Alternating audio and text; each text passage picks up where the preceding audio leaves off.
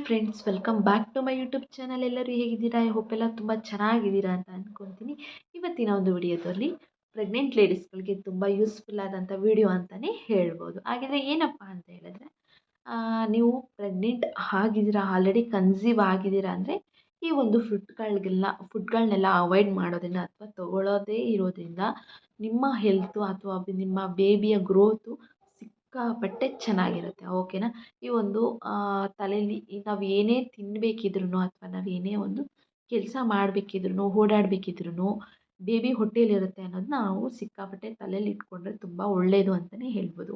ಓಕೆನಾ? ನೀವು ಸಫರ್ ಮಾಡೋದು ತಪ್ಪತ್ತೆ, ಮಗುನೂ ಅಷ್ಟೇ ಸಿಕ್ಕಾಪಟ್ಟೆ ಗ್ರೋತಿಂಗು ಸಹ ತುಂಬ ಚೆನ್ನಾಗಿರುತ್ತೆ ಅಂತಲೇ ಹೇಳ್ಬೋದು. ಓಕೆನಾ? ಹಾಗೆಯೇ ಈ ಒಂದು ಕೆಲವೊಂದು ಇವನ್ನೆಲ್ಲ ಮಾಡಿದ್ರೆ ನಿಮಗೂ ಹೆಲ್ತ್ ಪ್ರಾಬ್ಲಮ್ ಆಗ್ಬೋದು, ನಿಮ್ಮ ಮಗುವಿನ ಬೆಳವಣಿಗೆಯಲ್ಲಿ ಕೆಟ್ಟ ಪರಿಣಾಮ ಬೀಳ್ಬೋದು ಅಂತಲೇ ಹೇಳ್ಬೋದು. ಓಕೆನಾ? ಇವೆಲ್ಲ ಆದಷ್ಟು ನೀವು ಅವಾಯ್ಡ್ ಮಾಡೋದನ್ನ ತುಂಬ ಒಳ್ಳೆಯದು. ಪಾಯಿಂಟ್ ಏನಪ್ಪ ಅಂತ ಹೇಳಿದ್ರೆ, ಹಸಿ ಮಾಂಸ. ಓಕೆನಾ? ಬೇಯಿಸ್ದಲೇ ತಿನ್ನೋದು ಟೇಸ್ಟ್ ಇದೆ ಅಂತ ಹೇಳ್ಬಿಟ್ಟು ಈಗ ಸಿಕ್ಕಾಪಟ್ಟೆ ವೆರೈಟೀಸ್ಗಳನ್ನೆಲ್ಲ ಏನು ಅಡುಗೆಗಳನ್ನ ಮಾಡ್ತಾರೆ. ಬಟ್ ಅದರಲ್ಲಿ ನೀವು ನೀಟಾಗಿ ಬೇಯಿಸ್ಕೊಂಡು ತಿಂದರೆ ತುಂಬ ಅಂದರೆ ತುಂಬ ಒಳ್ಳೆಯದು. ಯಾಕಂದರೆ ಹಸಿ ಮಾಂಸ ಆಗಿರ್ಬೋದು, ಅದರಲ್ಲಿ ಸಿಕ್ಕಾಪಟ್ಟೆ ಬ್ಯಾಕ್ಟೀರಿಯಾಗಳಿರುತ್ತೆ, ಸಿಕ್ಕಾಪಟ್ಟೆ ಸೈಡ್ ಎಫೆಕ್ಟ್ಸ್ ಆಗೋದು ಜಾಸ್ತಿ ಇರುತ್ತೆ, ಇನ್ಫೆಕ್ಷನ್ ಆಗುವಂಥ ಒಂದು ಚಾನ್ಸಸ್ ಜಾಸ್ತಿ ಇರುತ್ತೆ. ಹಾಗಾಗಿ ನೀವು ಹಸಿ ಮಾಂಸನ ಆದಷ್ಟು ತಿಂದಲೇ ಇದ್ದರೆ ತುಂಬ ಒಳ್ಳೆಯದು. ನೀಟಾಗಿ ಬೇಯಿಸ್ಕೊಂಡು ಫುಲ್ಲು ಬೆಂದಿರಬೇಕು. ಅರ್ಧ ಬೇಯಿಸ್ಕೊಂಡು ತಿನ್ನೋದಾಗಿರ್ಬೋದು, ಇಲ್ಲಾಂದರೆ ಮುಕ್ಕಾಲು ಭಾಗ ಬೇಯಿಸ್ಕೊಂಡು ತಿನ್ನೋದಾಗಿರ್ಬೋದು. ಇವೆಲ್ಲ ಮಾಡಿದ್ರೆ ತುಂಬ ಎಫೆಕ್ಟ್ ಆಗುತ್ತೆ, ನಿಮ್ಮ ಮಗುವಿನ ಮೇಲೆ ಅತಿ ಕೆಟ್ಟ ಪರಿಣಾಮ ಬೀಳುತ್ತೆ ಅಂತಲೇ ಹೇಳ್ಬೋದು. ಹಾಗಾಗಿ ನೀವು ಏನು ತಿನ್ನಬೇಕಾದ್ರೆ ಫುಲ್ಲು ಚಿಕನ್ ಆಗಿರ್ಬೋದು, ಮಟನ್ ಆಗಿರ್ಬೋದು, ಹಸಿ ಮಾಂಸನ ಕಂಪ್ಲೀಟಾಗಿ ಅಲ್ಲೇ ಬಿಡಬೇಕು, ತಿನ್ನಬಾರದು. ಓಕೆನಾ? ನೆಕ್ಸ್ಟ್ ಅಂತ ಬಂದರೆ ಕಾಫಿ, ಟೀ, ಕೆಫಿನ್ ಐಟಮ್. ಓಕೆನಾ? ಅಧಿಕ ಕೆಫಿನ್ ಐಟಮ್. ಓಕೆನಾ? ಇದರಿಂದನೂ ಸಹ ನಿಮಗೆ ಗ್ಯಾಸ್ಟ್ರಿಕ್ ಆಗ್ಬೋದು. ಓಕೆನಾ? ಇವೆಲ್ಲ ಪ್ರಾಬ್ಲಮ್ಗಳು ಜಾಸ್ತಿ ಆಗ್ತಾ ಹೋಗುತ್ತೆ. ಪ್ರೆಗ್ನೆನ್ಸಿ ಟೈಮಲ್ಲೂ ಸಹ ಕಾಫಿ ಟೀಗಳನ್ನ ಜಾಸ್ತಿ ತೊಗೋಬಾರ್ದು. ಇನ್ನು ನೀವು ಬಾಣಂತನ ಟೈಮಲ್ಲೂ ಸಹ ನೀವು ಪೋಸ್ಟ್ ಡೆಲಿವರಿ ಅಂತ ಏನು ಹೇಳ್ತಾರೆ ಅದರಲ್ಲೂ ಸಹ ಇವನ್ನೆಲ್ಲ ನೀವು ಕಂಪ್ಲೀಟಾಗಿ ಅವಾಯ್ಡ್ ಮಾಡಿ. ಇನ್ನು ನೆಕ್ಸ್ಟು ನೀವು ಗರ್ಭಿಣಿ ಆಗಿದ್ದೀರಾ ಅಂತ ಹೇಳಿದರೆ ಪಪ್ಪಾಯ ಕಂಪ್ಲೀಟಾಗಿ ಸ್ಟಾಪ್ ಮಾಡಬೇಕು. ಪಪ್ಪಾಯ, ಪೈನಾಪಲ್ಲು ಇವೆಲ್ಲ ಫ್ರೂಟ್ಗಳನ್ನೆಲ್ಲ ನೋಡ್ಕೊಂಡು ತಿನ್ನಬೇಕು ನೀವು. ಹೀಟಲ್ಲ ಇವೆಲ್ಲ, ಸಿಕ್ಕಾಪಟ್ಟೆ ಎಕ್ಸೆಸ್ ಆಫ್ ಹೀಟ್ ಇರೋದ್ರಿಂದ ನಿಮಗೆ ಅಬಾರ್ಷನ್ ಆಗೋವಂಥ ಒಂದು ಚಾನ್ಸಸ್ ಜಾಸ್ತಿ ಇರುತ್ತೆ.